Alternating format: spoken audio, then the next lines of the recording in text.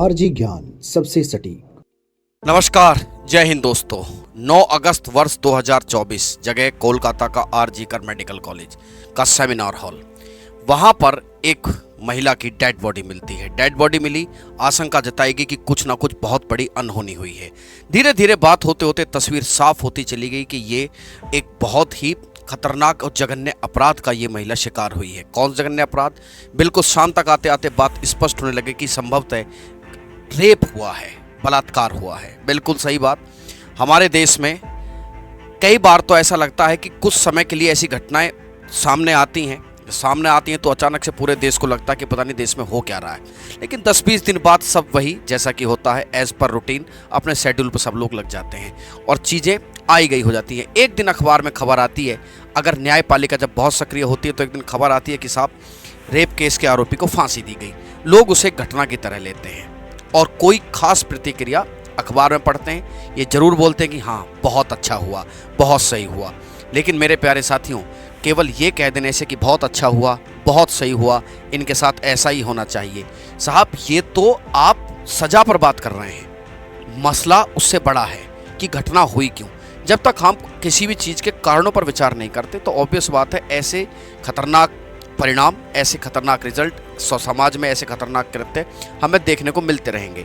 मेरे प्यारे साथियों, मैंने एक सेशन में पहले भी ये बात की थी कि हम चांद तक पहुंचने की तैयारी में हैं, हम सूर्य तक पहुंचने की मतलब सूर्य के नज़दीक, सूर्य का मतलब बस थोड़ा सा ये है कि साइंस इतनी डेवलप हो गई कि सूर्य का टेम्परेचर उसके नज़दीक तक पहुंचने की तैयारी में है। सोच हमारी कहाँ जा रही है? शायद गर्त में जा रही है। कभी भी इस बात पर विचार नहीं किया गया कि आखिरकार ये सब चीज़ें होती क्यों हैं। क्या कहीं परवरिश में कहीं कमी है, कहीं शिक्षा में कमी है? मैं आपको एक चीज़ और बता दूं, जिस देश में सबसे ज़्यादा कानून बनाए जाते हैं ये भी एक अच्छी बात नहीं होती। सेल्फ डिसिप्लिन कहाँ गया? किस में कमी है? समाज में कमी है, परवरिश में कमी है, या माहौल व्यक्ति को बनाता है, या फिर आपके एजुकेशन सिस्टम में कमी है? ये तो विचारणीय विषय है कि भाई वास्तव में कमी एक्चुअल में है कहाँ। लेकिन एक बात तो सच है कि विचारणीय विषय जरूर हैं, कमियां भी हैं। इस पर विचार अब समाज को करने की जरूरत है। जी बिल्कुल सही बात, मैं बात कर रहा हूं कोलकाता रेप केस की। मेरे पीछे आप कुछ फोटो देख रहे हैं, एक रेजिडेंट डॉक्टर जिसके साथ ही जघन्य अपराध हुआ। हालांकि अभी तक इफ एंड बट से गुजरती हुई कहानी थोड़े बहुत कंक्लूजन्स पे पहुंच चुकी है, लेकिन फिर भी कुछ ऐसी बातें हैं जो शायद सामने दुनिया के आनी बहुत ज़्यादा ज़रूरी है, जिनसे कम से कम सबक तो एटलीस्ट लिया ही जा सके। क्योंकि रोकने के लिए तो मुझे लगता है कि चौतरफा चर्चा है ना, एक बहुआयामी चर्चा की इस पर ज़रूरत है कि इसको रोका कैसे जाए। एक शख्स कहने को तो टीका लगाए हुए हैं, लेकिन उतना ही निकम्मा और नालायक ये शख्स है संजय राय, जिसको माना जा रहा है कि ये इसके रेप केस का आरोपी है। ठीक है, तो 9 अगस्त की ये दरमियानी रात, 9 अगस्त को कि ये सुबह जब सेमिनार हॉल में ये बॉडी मिलती है तो पता चलता है कि बहुत ही ब्रूटल तरीके से रेप किया गया है। हड्डियां टूटी मिलती हैं, प्राइवेट पार्ट से खून बह रहा था और आंख से, कान से ब्लड। आप सोचिए कितनी पीड़ा। भाई आंख नाक से ब्लड निकलने का मतलब समझते हैं आप? हड्डी टूटना, वो भी होश में, आप इमेजिन भी नहीं कर सकते। बहरहाल इस शख्स को गिरफ्तार किया गया। नाम था संजय राय। आधार बताया गया कि इसके कानों की एक ब्लूटूथ है जो वहीं गिर गई थी, मैच की गई, कुछ सीसीटीवी फुटेजेस निकाले गए, पुलिस एक्टिव हुई, बंगाल पुलिस एक्टिव हुई और इस शख्स को गिरफ्तार कर लिया गया। इसके बाद एक ऐसा दौर चला पूरे देश में, हड़ताल, प्रदर्शन, कुछ जगह पर थोड़े बहुत कॉन्फ्लिक्ट्स भी सामने आए कि भाई क्या हो रहा है, ऐसा नहीं होना चाहिए। डॉक्टरों ने हड़ताल की और आते आते आज का जो विषय है, आज 4 तारीख दिन बुधवार, कल 3 तारीख दिन मंगलवार, बंगाल की सरकार ने एक एंटी रेप बिल पेश किया। चलिए हम ये बात जरूर कह सकते हैं कि ये थोड़ा सा एक सही कदम है, लेकिन मेरे प्यारे साथियों विचार कीजिए, क्या किसी कानून से, क्या किसी सजा से इन चीज़ों को रोका जा सकता है? भय जरूर पैदा किया जा सकता है, लेकिन हमें कुछ ऐसी व्यवस्था बनानी होगी जिससे सोच पे असर हो। ये सोच फिर वही बात है कि इसके लिए तो एक बहुआयामी चर्चा की सख्त जरूरत है। तो आज मैं जिस बात पर बात करने जा रहा हूं, ये बिल जो बंगाल की सरकार ने पेश किया, मैं आगे बढ़ूं इससे पहले मैं अभी तक की आपको पूरी कहानी पर थोड़ा सा ब्रीफ देना चाहूंगा। देखिए, इस कहानी में सुनने के साथ साथ अफसोस है। आपको सोचना होगा हर मौके पर, हर क्षण में कि आखिरकार ऐसा क्यों भाई। ठीक है, फिर भी एक बार आप देखिए कि कब कब कहाँ कैसे कैसे हुआ है। ये बात 9 अगस्त की है जब कलकत्ता के आरजी कर मेडिकल कॉलेज में ये डेड बॉडी बरामद होती है। रेजिडेंट डॉक्टर थी, पढ़ाई कर रही थी वहाँ पर। सेमिनार हॉल में खाना खाने के बाद सोने के लिए गई थी। जनरली नाइट ड्यूटी के बाद लोग, ऐसा होता है कि नाइट ड्यूटी के बाद डॉक्टर सोने चले जाते हैं। पेशेंट अगर आता है तो उनको बुला लिया जाता है। ऐसा आपने भी अपने निजी जीवन में महसूस किया होगा कि साहब डॉक्टर साहब को बुला लीजिए, हमें कुछ काम है, तो वो सेमिनार हॉल में सोने चली जाती हैं। 10 अगस्त मैंने बताया कि एक ब्लूटूथ वायर बरामद हुई और संजय राय नाम का ये शख्स अरेस्ट होता है। जो सीसीटीवी फुटेज और उसके ब्लूटूथ वायर के आधार पर बंगाल पुलिस ने साफ कर दिया कि भाई ये व्यक्ति जो है मेन कल्प्रिट और आरोपी है इस चीज का। 12 अगस्त मेडिकल कॉलेज के प्रिंसिपल साहब संदीप घोष, आगे बढ़ूं पहले मैं इनके बारे में बताता हूं। कहा जाता है कि एक गरीब परिवार से निकलकर बड़े ही होनहार शख्स थे ये। गरीब परिवार से मतलब ये नहीं है कि एकदम दीनहीन किस्म का, लेकिन एक मेडिकल पढ़ाई करने के लिए एक विशेष संघर्ष की जरूरत होती है निजी जिंदगी से लेकर पढ़ने के लिए। वो संघर्ष इन्होंने भी किया और बड़े ही शानदार स्टूडेंट रहे, बड़े अच्छे एक सर्जन भी रहे। लोग कहते हैं कि इनके शुरुआत में तो बड़े ठीक थे, लेकिन जब ये आरजी कर मेडिकल कॉलेज में इनको हेड बनाया गया तो ऑब्वियस बात है कि बहुत अस्पतालों से बहुत सारा बायोलॉजिकल वेस्ट निकलता है। आरोप ये भी लग रहे हैं कि शायद इस अस्पताल में मानवीय अंगों का गैर कानूनी व्यापार होता था। तो आप इससे क्या नहीं कर सकते, मुंह नहीं मोड़ सकते क्योंकि आप हेड हैं उसके। तो ये भी आरोप लगे। कुल मिलाकर बात पैसा कमाने की जो एक चसक होती है इंसान में कि वो नहीं सोचता फिर कि क्या सही है क्या गलत, शायद इन्हीं सब चीज़ों से संदीप घोष साहब भी बच नहीं पाए और इन पर यह बात पहले से चली आ रही थी। अब देखिए, जब तक चल रहा था तब तक ठीक, लेकिन अभी पकड़े गए तो अब सारी बातें खुलकर सामने आई। संदीप घोष साहब जो है ने इस्तीफा दिया। उन्होंने कहा कि मुझ पर आरोप लगाए जा रहे हैं। सीधी सी बात है, और किस पे लगेंगे आरोप? आप जिम्मेदार शख्स हैं तो जिम्मेदार शख्स से पूछा जाएगा। Federation of resident doctors association, जिसे फोर्डा कहा जाता है, उसने देश भर में क्या बुलाया? देश भर में बंद बुलाया। 13 अगस्त कोलकाता हाई कोर्ट ने, क्योंकि 9 तारीख की घटना है, बंगाल सरकार साफ कर चुकी थी कि देखिए साहब बात ऐसी है, हम 5 दिन का समय वेस्ट बंगाल पुलिस को दे रहे हैं। यहीं से वेस्ट बंगाल पुलिस के काम करने के तरीके पर सवाल खड़े होने शुरू हो गए। बहुत सारी इमेजेस भी वायरल हुई जिसमें दिख रहा था कि जो क्राइम स्पॉट है, उस क्राइम स्पॉट पर कुछ ऐसे भी लोग थे जिनकी शायद वहाँ जरूरत नहीं थी। मेरे प्यारे साथियों, आप जानते हैं कि क्राइम स्पॉट एक बड़ी संवेदनशील जगह होती है। अगर उस पर इस तरीके से लोग आवागमन करेंगे तो 100% आपके एविडेंस नेगेटिवली इफेक्टेड हो सकते हैं। ये कोई पहली घटना नहीं है, ऐसे भी बहुत सारे पहले केसेस आए हैं और नहीं भी आए हैं। तो आप सब लोग तो टीवी वगैरह देखते हैं, वहाँ पर ये सब आप अमूमन देखते होंगे। एक पट्टी खींच दी जाती है कि भैया बात यह कि इसके अंदर ना आए। उस क्राइम स्पॉट पर ऐसे भी लोग स्पॉट हुए जो जिनका वास्तव में इररिलेवेंट थे, उनका कोई लेना देना नहीं था। किसने स्पॉट किए? सीबीआई ने। सीबीआई ने कहा कि जब आपने इन्वेस्टिगेट की, जब आप क्राइम सीन पर पहुंचे, तब वहाँ क्या स्थिति, तो कुछ फोटोज मिली कि भाई ये यहाँ क्यों थे, ये यहाँ क्यों थे। बात साफ थी कि चाहे जाने में हो या अनजाने में, चूक तो बंगाल पुलिस से हो गई थी। चलिए साहब, जब ये 9 तारीख की घटना है, क्योंकि ममता बनर्जी साहिबा जो है उन्होंने साफ कह दिया था कि हम 5 दिन दे रहे हैं, हम खुद चाहेंगे इस बात की कि सीबीआई इन्वेस्टिगेशन होनी चाहिए। 13 अगस्त को कलकत्ता हाई कोर्ट ने सीबीआई की जांच को आदेश दिए। कहा कि पुलिस ने 5 दिन में कुछ भी नहीं किया, ऐसे में सबूत मिटाए जा सकते हैं। मतलब मिटाना तो मैं नहीं कहूँगा कि भाई मैं क्यों पुलिस के कार्यशैली पर सवाल खड़े करूं, लेकिन नेगेटिवली बात मैं इसलिए भी कह सकता हूं, मतलब नेगेटिवली इफेक्ट कर सकते हैं। शायद पुलिस किस मूड में थी, काम करना नहीं चाह रही थी या काम कोई करने नहीं दे रहा था, दोनों ही विषय में कलकत्ता हाई कोर्ट की टिप्पणी मायने रखती थी। 14 अगस्त को सीबीआई ने जांच शुरू की और आरजी कर मेडिकल कॉलेज में उसी रात करीब 1000 लोगों की भीड़ ने हिंसा और तोड़फोड़ की। बात 16 अगस्त, सीबीआई ने संदीप घोष को भी हिरासत में लिया। संदीप घोष को हिरासत में लिया। कलकत्ता हाई कोर्ट ने अस्पताल में हिंसा पर पुलिस को फटकार लगाई कि भैया कहां है आपकी सिक्योरिटी? एक तो आपसे इन्वेस्टिगेशन सही नहीं हो रहा, और ये भीड़ घुसी कैसे, क्या था इस भीड़ का उद्देश्य? अगर आप थोड़ा सा भी दिमाग इस्तेमाल करेंगे तो इस भीड़ के आक्रमण करने के पैटर्न पर गौर करिए आप। क्या ये भीड़ पूर्व नियोजित थी? क्या ये कुछ, अब हमें क्या लगता है कि अब लोग ये कहें कि साहब डॉक्टर पे क्या नाम है आक्रोशित थे, नाराज थे, अस्पताल में हमला किया, लेकिन आपने जनरली वही काम किया जिस बात को लेकर पुलिस पे जो है शक था। मतलब एक अनियमितता जैसी स्थिति आपने वहां पैदा कर दी। अब मसला क्राइम सीन के साथ साथ अस्पताल की सिक्योरिटी को लेकर भी था। फिर क्या होता है साहब, 18 अगस्त को सीबीआई ने संजय राय का एक साइकोलॉजिकल टेस्ट किया, संदीप घोष से पूछताछ की और कहा कि सुप्रीम कोर्ट ने इसका सियो मोटो जो है नोटिस लिया कि हम खुद देखेंगे इस बात को कि एक्चुअल में हो क्या रहा है। सुप्रीम कोर्ट सुओ मोटो क्या होता है? जब सुप्रीम कोर्ट किसी बात को स्वयं संज्ञान में लेता है कि भैया अब हम इसको खुद देखना चाहेंगे कि मामला चल क्या रहा है। वकील कपिल सिब्बल साहब, उनसे भी खूब जो है बहस हुई वहाँ पर सुप्रीम कोर्ट में जो है, क्योंकि पुलिस ने ये बात साबित करने की कोशिश की कि साहब हमें शाम तक पता ही नहीं था कि नेचुरल डेथ है या कैसे थे। बोले कैसी उल जुलूल बातें कर रहे हो, ठीक है, ऐसा होता है क्या? फिर पोस्टमार्टम के लिए आपने क्यों भेज दिया? अगर आप ये कह रहे हो कि साहब हमें पता नहीं चला कि ये, हमें तो लग रहा था कि नेचुरल डेथ है, बाद में ये भी खबरें आई कि सुसाइड की बात कही, फिर पोस्टमार्टम क्यों कराया आपने? इसका मतलब आपको पहले से पता थी कि पोस्टमार्टम इसलिए कराया जाता है कि जब मौत का कारण प्राकृतिक ना हो तो पोस्टमार्टम कराया जाता है। कि ये आप क्या मतलब किसको सिखा रहे हो आप ये बातें?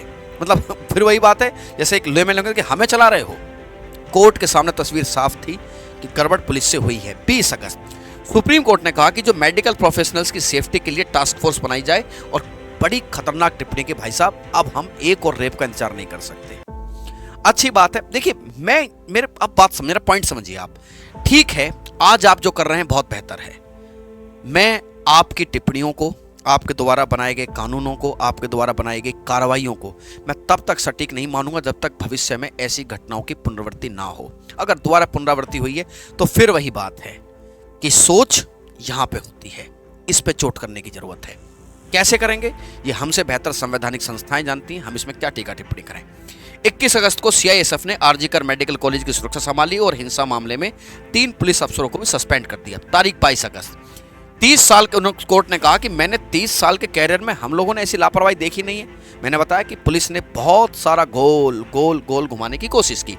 23 अगस्त सियालदह की जो स्पेशल कोर्ट ने आरोपी संजय राय को 14 दिन की न्यायिक हिरासत में भेज दिया। 24 अगस्त सीबीआई ने कॉलेज के पूर्व principal Sandeep Ghosh, 4 fellow doctor के साथ एक वॉलंटियर का पॉलीग्राफी टेस्ट कराया। क्या होता है पॉलीग्राफी टेस्ट? मेरे प्यारे साथियों, अगर आप नहीं जानते हो तो मैंने इस पर एक बड़ी विस्तृत वीडियो बनाई है कि पॉलीग्राफी, नार्को, ब्रेन मैपिंग ये क्या होते हैं। मतलब ये थी कि अब 100% इस बात की तफ्तीश में लग गई थी सीबीआई की भाई किसी भी स्तर पे इस बात को खोलना पड़ेगा।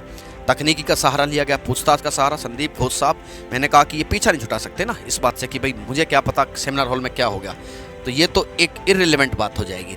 ठीक है, देखिए साहब, 25 अगस्त आरोपी संजय राय का पॉलीग्राफी टेस्ट हुआ। पॉलीग्राफी टेस्ट में हालांकि ये संजय राय, मतलब क्या मैं बोलूं इस व्यक्ति के लिए, पिशाच भी छोटा शब्द पड़ता है, छोटा शब्द पिशाच भी। इसने कुछ ऐसी बातें कही जो मैं इस मंच से, मेरे प्यारे साथियों, क्योंकि मेरी मां के समान और मेरी बहनें भी इस चीजों को देखें, मैं नहीं क्या बता सकता कि इसने क्या क्या किया। इसने कहा कि उस दिन मैंने खूब शराब पी थी, मैं रेड लाइट एरिया में गया था, उस बीच में इसने ऐसे कृत्य किए जो क्या बोले, एक सभ्य व्यक्ति तो करी, अब सभ्य छोड़िए, सभ्य तो इस आदमी के लिए क्या ही वर्ड इस्तेमाल करें, एक इंसान के लिए भी जो है आप समझ लीजिए कि बड़ा सोचनीय विषय हो जाता है। 27 अगस्त कोलकाता में छात्रों ने प्रोटेस्ट रैली निकाली। हिंसा में छात्र और पुलिसकर्मी घायल हुए। 100 से ज्यादा छात्रों को हिरासत में लिया गया। एक बड़ा इंटरेस्टिंग फैक्ट और भी है कि इस पूरे केस में ममता बनर्जी साहब ने भी रैली निकाली। हम नहीं समझ पा रहे तुम किसके खिलाफ रैली निकाल रही हो, तुम्हारे ही तो राज्य में सब कुछ है। 28 अगस्त को भाजपा ने 12 घंटे का बंगाल बंद बुलाया। 30,000 सब पॉलिटिकल स्टंट्स, इसमें तो हम क्या ही एक्सप्लेन करें। कई जिलों में भाजपा समर्थकों, पुलिस और टीएमसी के बीच झगड़ा हुआ। ये तो बंगाल में कोई नई बात है नहीं। आईएमए ने कॉलेज के पूर्व प्रिंसिपल डॉक्टर संदीप घोष की भी जो मेंबरशिप थी, इंडियन मेडिकल एसोसिएशन ने मेंबरशिप भी कैंसिल की कि ना तो वो प्रिंसिपल रहे हैं ना वो डॉक्टर हैं, मतलब कहीं भी प्रैक्टिस नहीं कर सकते। 29 अगस्त सीबीआई ने आरजीकर मेडिकल कॉलेज के 2 सिक्योरिटी गार्डों का भी पॉलीग्राफी टेस्ट कराया। क्या होता है पॉलीग्राफी टेस्ट? मैंने बताया कि मैंने विस्तृत रूप से पढ़ाया है, उसको देखिएगा। 2 सितंबर आरजीकर मेडिकल कॉलेज में वित्तीय अनियमितता, मैंने बताया ना कि जब ये प्रिंसिपल बने तो बहुत सारे ठेके, वेस्ट बेचना, अंगों के बेचने तक के भी आरोप लगे। तो पैसा, द फाइनेंशियल डिस्टर्बेंस है ना, तो वित्तीय अनियमितताओं का आरोप लगे और सीबीआई ने पूर्व प्रिंसिपल संदीप घोष को प्रॉपरली अरेस्ट कर लिया जाता है। यह एक घटनाक्रम है जिसको मैंने आपको पूरी तरीके से समझाया।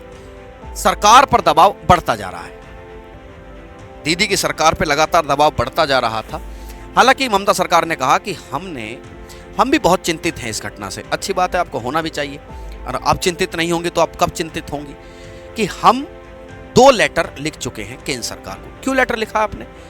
आंकड़ा बताने के लिए कि सरकार इस मामले में देखिए कितनी, मतलब हम ये समझते हैं कि ठीक है उस घटना को भी सोचने की जरूरत है, लेकिन आप यहां भी बाज नहीं आ रहे हैं। यहां पर भी भाजपा शासित प्रदेशों में, तृणमूल कांग्रेस शासित प्रदेश में कितने रेप हुए, कितने, यहां भी शेम। कम से कम अब तो राजनीति मत करिए साहब। यहां पर भी राजनीति की, उस केस में आपने क्या किया, उस केस में आपने क्या किया, आंकड़े गिनवाए गए कि 90 रेप रोज होते हैं, 2 चिट्ठी लिखी। ठीक है, सबसे पहले आप अपना घर सुधारिए, ये आपके स्टेट का मामला है, तब हम इस पे आगे बात करेंगे, क्योंकि सरकार की भी पूरी तरीके से इस मामले में रुचि थी। दबाव लगातार बढ़ता रहा। मैंने कहा कि उन्होंने रैली भी निकाली, रैली किसके खिलाफ निकाली, जरा सोच के मुझे बताना जरूर कि अपने ही प्रदेश में होने वाली घटना के खिलाफ रैली निकाली तो किसके खिलाफ ही रैली निकाल रही थी। फाइनली ममता सरकार ने पश्चिम बंगाल में विधानसभा में मंगलवार को एक एंटी रेप बिल पास किया और उन्होंने कहा कि रेप केस की 21 दिन में जांच पूरी होगी। इसके अलावा अगर पीड़िता की मौत हो जाए या वो कोमा में चले जाए तो 10 दिनों में फांसी की सजा होगी। यह ऐसी बात थी जिस पर क्रिटिसाइज करने का मतलब ही नहीं बनता। कोई पार्टी अगर क्रिटिसाइज करेगी तो मतलब तुम पॉलिटिकली आइडियोलॉजिकली वीक हो, मतलब पॉलिटिकल तो छोड़ो, आप सामाजिक रूप से भी वीक हो, सोशली आपकी आइडियोलॉजी भी वीक है, पर्सनल आइडियोलॉजी, आपकी इथिकल आइडियोलॉजी वीक है, तो विरोध करने का तो मतलब पैदा नहीं होता। फाइनली भाजपा ने भी इस बिल का समर्थन किया। इसे अपराजिता महिला एवं बाल विधेयक 2024 पश्चिम बंगाल आपराधिक कानून संशोधन नाम दिया गया है। अब इसे राज्यपाल साहब के पास भेजा जाएगा, उसके बाद राज्यपाल साहब इसको राष्ट्रपति साहब के भेजेंगे। जब ये पास हो जाएगा तो ये कानून बन जाएगा। अब यहां पर एक बड़ा पेच फंसता है जिसको आपको समझना चाहिए कि साहब ये बताइए कि जो राज्यपाल साहब से आप राष्ट्रपति के साहब क्यों भेज रहे हो?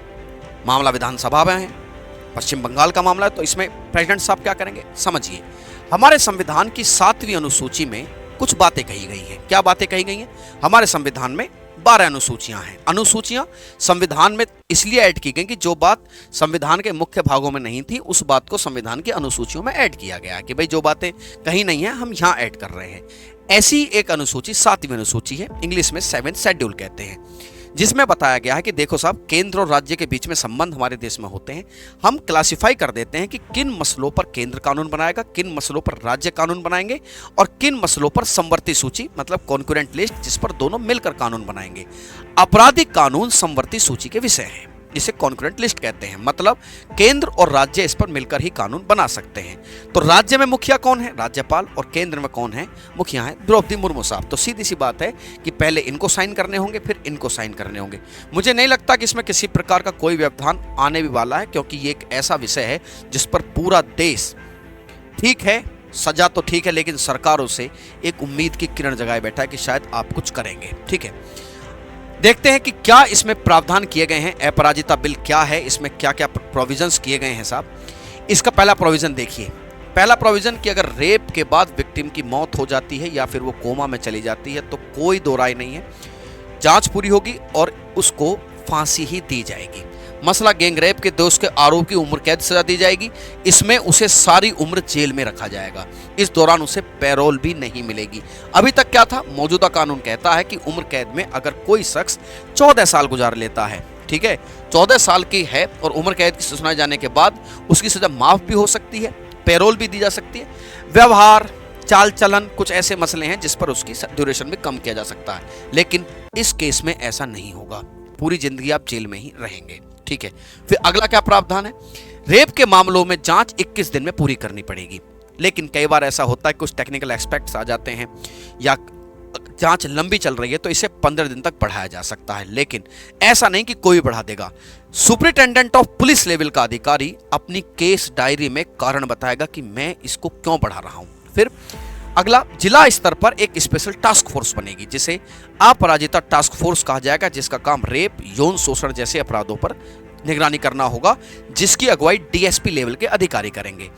स्पेशल कोर्ट और स्पेशल जांच टीमें बनाई जाएंगी। हालांकि इस बात को लेकर भी खूब गहमागहमी हुई कि जो स्पेशल कोर्ट बनने थे, पैसा भी दिया गया। केंद्र सरकार का कहना है कि हमने तो पैसा भी दिया था, इनको टारगेट भी दिया था, इन्होंने स्पेशल कोर्ट बनाए ही नहीं। अब इस बात का रोना कि भाई साहब स्पेशल कोर्ट नहीं है, लेकिन चलिए ठीक है, देर आए दुरुस्त आए, लेकिन बड़ी भारी कीमत देकर आपका ये देर और दुरुस्त आया है। चलिए जाने देते हैं इस बात को। तो फिर एक प्रश्न उठता है कि रेप के संदर्भ में भारतीय न्याय संहिता में क्या प्रावधान है। आप सभी जानते हो पहले भारतीय दंड संहिता होती थी। अब अगर इस कानून के तहत कुछ धाराएं जोड़ी गई हैं तो ऑब्वियस बात है कि राष्ट्रपति साहब के पास जब ये बिल पहुंचेगा तो थोड़ी बहुत धाराएं तो भारतीय न्याय संहिता में भी बदलनी पड़ेंगी, क्योंकि ये एक ऐसा कानून है जो दोनों को मिलकर बनाना है, समवर्ती सूची का विषय है। तो आप जानते हो कि 1 जुलाई 2024 से हमने औपनिवेशिक यादों को भुलाते हुए कुछ कानून, कुछ धाराएं ऐसी थीं जो इरिलेवेंट हो चुकी थी, हटाया, कुछ कानूनों का क्रम बदला, कुछ नई धाराएं जोड़ी और फाइनली भारतीय न्याय संहिता आई जो 1 जुलाई 2024 से लागू हुई।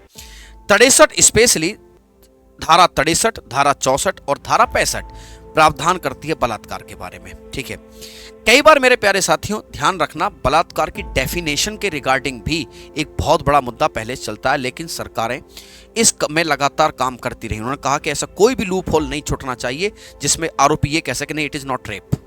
ठीक है, तो आर्टिकल 63 में बड़ी ब्रॉड डेफिनेशन दी गई है कि व्हाट इज रेप, बलात्कार है क्या। 64 क्या कहता है, बलात्कार की सजा क्या होगी। 65 क्या कहती है, धारा 65 कि अगर नाबालिगों से बलात्कार है तो उस केस में क्या किया जाएगा। नाबालिगों के केस में 2 कैटेगरी साफ की गई हैं, 16 वर्ष और 12 साल। 16 साल के लिए अलग कहानी है, 12 साल के लिए अगर 12 साल या 12 साल से कम है तो मौत की सजा तक का प्रावधान है। तो भारतीय न्याय संहिता की इन धाराओं में भी शायद बदलाव की जरूरत पड़ेगी अगर ये बिल विधानसभा से पास होकर, चूंकि राज्यपाल साहब के पास जाएगा। रुकना, मुझे नहीं लगता कि ये बिल रुकेगा, क्योंकि ये शायद इस समय की जरूरत भी है और हम सभी लोगों को एक उम्मीद है कि साहब एक कठोर कानून आप लाइए। कई बार हमें लगता है कि मतलब ऐसा क्या किया जाए कि एक ऐसा मैसेज जाए कि ये किया तो ये हो जाएगा। हालांकि हमारे मुख से वो शब्द अच्छे लगेंगे नहीं, हम कहना कुछ चाहते हैं कि इसमें सजा कैसी हो, कई बार मन में ख्याल आता है, लेकिन वो ख्याल कुछ तालिबानी किस्म का ख्याल है। वो ख्याल वर्तमान के परिदृश्य में बैलेंस बनाता भी नहीं है। लेकिन फिर भी साहब, बात माँ, बहन और बेटी की इज्जत की है। हम इंडियन हैं साहब, हम अपने पेट पे लात बर्दाश्त कर सकते हैं, पीठ पे लात नहीं। हम 2 वक्त की रोटी कम खा सकते हैं, भूखे पेट भी सो सकते हैं, लेकिन पीठ, अपनी इज्जत पे हम बिल्कुल बर्दाश्त नहीं करेंगे। माँ और बहन की इज्जत हमारी पीठ पे लात मारने जैसा है ना। यही वजह रही कि हम अंग्रेजों, आज अब देखिए कई बार इस बात पे मुद्दा उठता भी है कि अंग्रेज और मुगल एम्पायर के खिलाफ एक soft corner in our heart British empire के साथ रहता है, क्योंकि ब्रिटिश एम्पायर ने जनरली कोई बहुत बड़े लेवल पर, जब तक उनको समझ में, कुछ समय पहले उनको भी समझ में नहीं आई थी तो वो भी ये काम कर रहे थे, पर उनको समझ में आई कि इनको लूटो, इनके रिसोर्सेज खा जाओ, इनकी पेट पे लात मारो, पीठ पे नहीं। तो हम बिल्कुल इस चीज़ को तो वैसे ही अपनी प्रायोरिटी पर लेते हैं। आप इसे भी जानते हैं, हमारे समाज का कुछ ढांचा भी ऐसा है कि इज्जत हमारे लिए प्राइमरी है और माँ और बहन की इज्जत हमारी पीठ से जुड़ा हुआ प्रश्न है साहब। तो हम उम्मीद करते हैं भारत सरकार से कि कुछ ऐसा किया जाए कि जो एक मिसाल बने। कई बार मैंने कहा कि जनरली क्या होगा, फांसी हो जाएगी, एक खबर आएगी कि फांसी हो गई, और आप मुझे कमेंट करके बताइए आप में से कितने लोग इस बात जानते हैं कि निर्भया केस में पूरी तरीके से क्या हुआ। शायद किसी को नहीं पता होगा, सबको बस ठीक है फांसी हो गई। मिसाल बननी चाहिए, बातें लगे कि हाँ देखिए, बिन भय होए ना प्रीति। बिना डर के तो आप, ऐसे लोग हैं कि बिना डर के तो लोग भगवान को भी याद नहीं करते। कुछ ऐसा होना चाहिए कि लोगों की सोच पे चोट पहुंचे, क्योंकि यहां से तोड़ने की जरूरत है। यहां से उम्मीद करता हूं मेरी इस पूरी कहानी को, मेरी मनोभावना को आप जरूर समझ गए होंगे। आप ऐसे जघन्य अपराधों के बारे में क्या राय रखते हैं? आपकी राय मेरे लिए मायने रखती है। प्लीज जब आप इस सेशन को देखें तो आप क्या राय रखते हैं? आपको देखिए बहुत ज़्यादा इस मतलब उस लेवल पर नहीं सोना है, एक्सट्रीम लेवल पर, लेकिन फिर भी कानून के दायरे में रहकर अपने देश की लोकतांत्रिक छवि को बचाते हुए आपको क्या लगता है कि इन सब चीज़ों का क्या समाधान किया जा सकता है? कमेंट सेक्शन में जरूर बताइएगा। मैं कल फिर आपसे मुलाकात करूंगा एक नई जानकारी के साथ। तब तक के लिए धन्यवाद। जय हिंद मेरे प्यारे साथियों।